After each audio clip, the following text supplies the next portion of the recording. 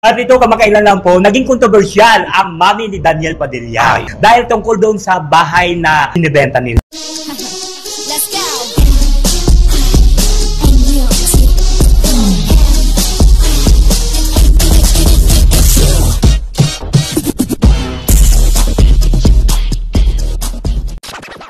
Good morning mga kachika! Isang mainit-init ngunit malaman na balita na naman ang pag-uusapan natin ngayon kung saan ay Carla Estrada binasag ang katahimikan at harapang sinupalpal ang lahat ng mga taong bumabatikos sa kanya at nagpapakalat ng balitang naghihirap na ang kanilang pamilya. Pero bago tayo magpatuloy mga kachika, kung bago ka pa sa channel na to ay dapat lang na mag-subscribe ka na at pakiclick na din ang notification bell para mas maging updated ka pa lalo sa lahat pa ng mga nangyayari sa mundo ng showbiz. Subscribe na! At yun na nga mga kachika, viral at trending ngayon sa mundo ng social media ang di umano'y balitang walang pagdadalawang isip at buong tapang na sinupalpal ni Carla Estrada ang lahat ng mga taong nagpapakalat ng balitang naghihirap na ang kanilang pamilya. Kaya sila nagbebenta ng bahay. Matatandaan kamakailan lamang ay lumabas ang balitang ibinenta ng kanilang pamilya ang pinakaunang bahay na napundar ni Daniel Padilla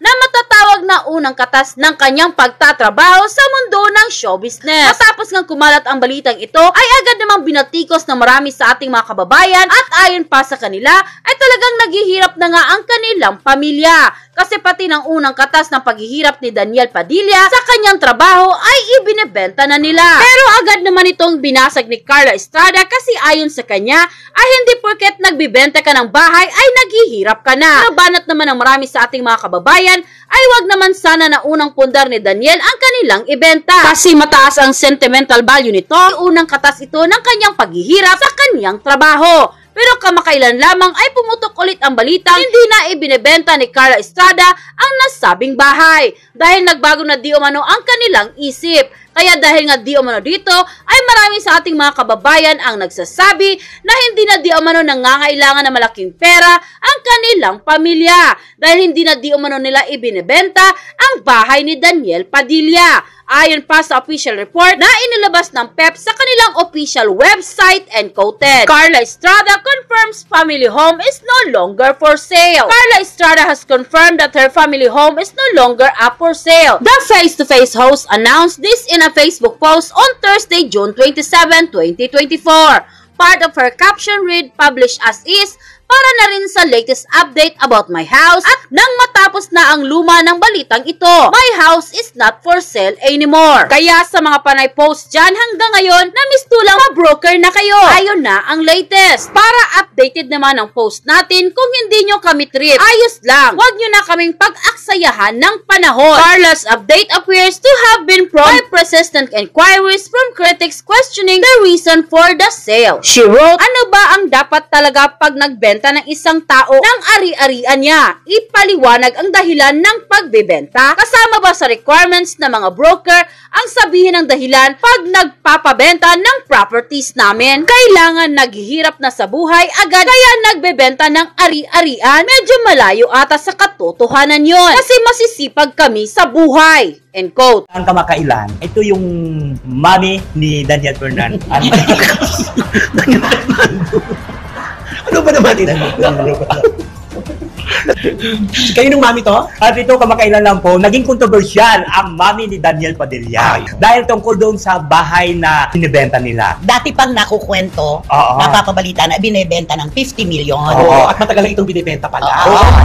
Tinatanggal niya doon. Tinatanggal niya doon sa marketplace na nawala na doon. Kaya nagulat yung mga tao, bakit daw nawala na sa marketplace ang for sale na bahay. Pero nagalit siya sa isang glossy magazine. Kasi bakit hanggang ngayon pinapasada pa rin yung for sale at kasama pa ang family photo nila.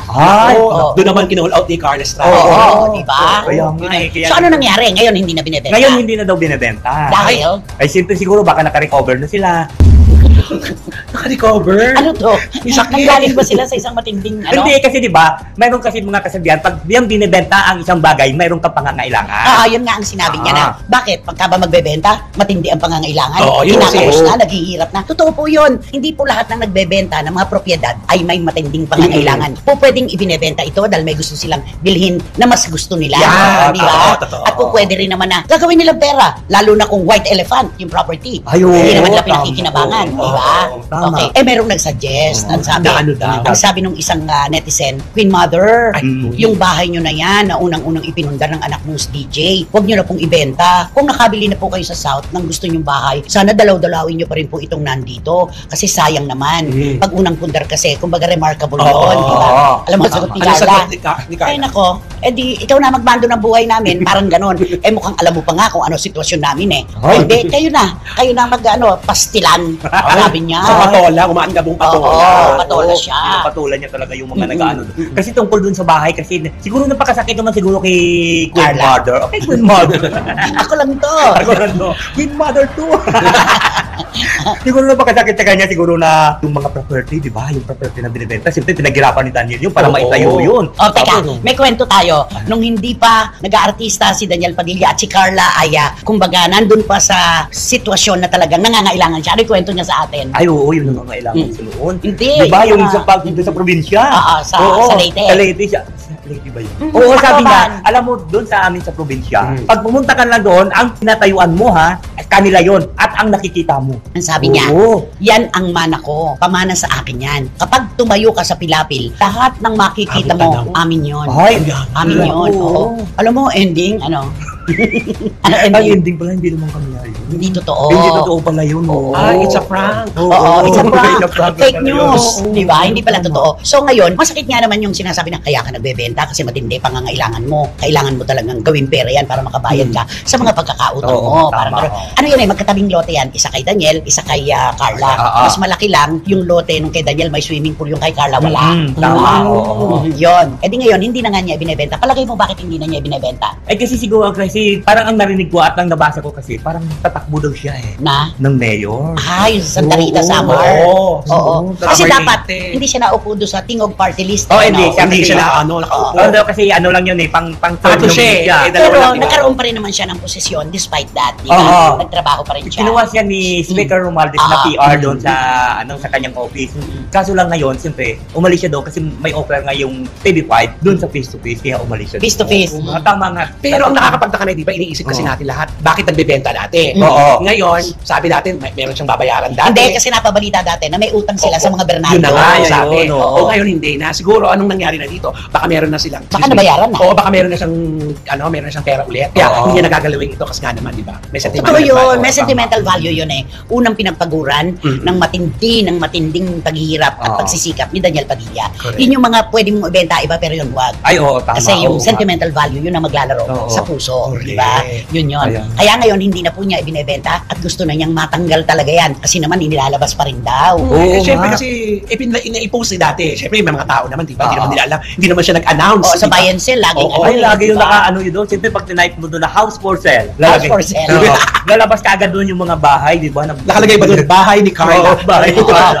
Bahay na pinagpaguran ni Daniel Oo. Padilla. Ang haba. Hindi, siyempre kailangan, alam mo yung mga buyer, di ba? Mas mabilis. Mas mabilis. Pag sabi, ay, Dating bahay the to. owner of this house is from Daniel Padilla. Ay, Ay, mabilis. parang maganda ito, di ba? Ganun ba agad yung mga buyer? Lalo kung ikaw ay taga-suporta. Ay, oo. Ay, oo. Naman, di ba bibilhin Kaya mo? nga eh. Isipin mo na ko, ito yung kwarto ni Daniel. Oo, dati. dito din ako. Oo, Oo, di at ba? saka, di ba, naalala nyo yung kotse niya nga binibenta, di ba? Talagang ura-urada, tumawag yung anong taga-Angeles. Ay, oo. Ako nang bibiling yan. Ah. Magkano bang presyo niyan? Oo, di ba? di Ganun ba? ko agad, grabe. Eh, nangyari ngayon. At yun na nga mga kachika, kung nagustuhan mo ang hot topic natin for today's video, ay ano pang inaantay mo? Mag-like ka na at i-share mo na din para mas marami pang magkakaalam sa hot topic na ito. Maraming salamat! Let's go.